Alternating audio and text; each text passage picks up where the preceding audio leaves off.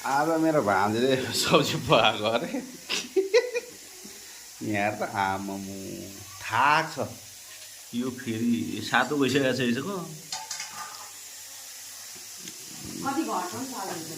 घोटो कता घोटो घोटेको देखेको थिएँ म त यहाँ भातले बिचरा सास फेरिरहेको छ ऊ थिची पो राखेको छ पाक्यो ऊ पकाउने मान्छे ऊ उफ्रिँदै खुट्टा पटाउँदै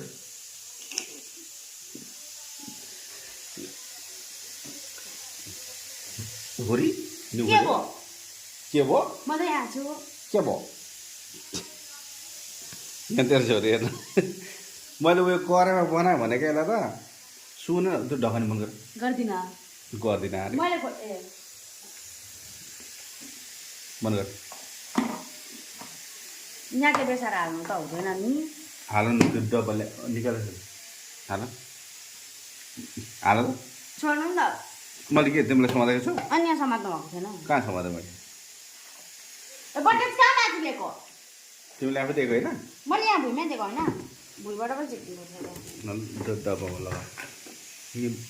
ए टाइममा त यहाँ पो ल्याइ पुऱ्याएको किन घोप्ट्याएको थियो यस्तो पकाउनु पर्छ त एकैचोटि पो ए छोरीको बुझेर खतरा पो बाबा धेर भयो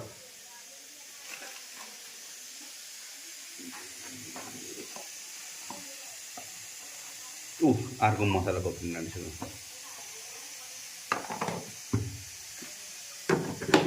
यो त ठिकठाक भयो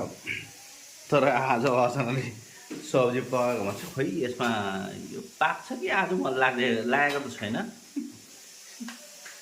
भन्छ अहिले घटिहाल्छ नि भन्छ अब घट्छ कि गर्दैन थाहा छैन घट्छ अर्चना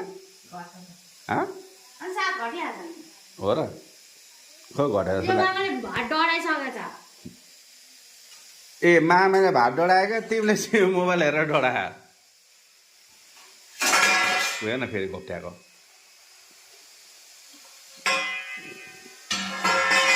तातो रहेछ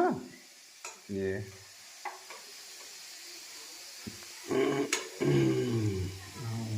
आलु पाकिसक्यो त्यो साग पाक्दैन होला आज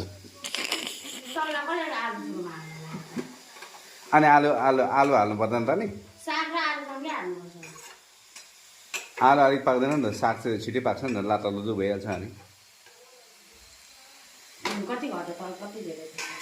पठाइदेऊ न उठान पार्छ बेला घुराइदेऊ न पुरै आलु यता माथि ल्याऊ साग चाहिँ तल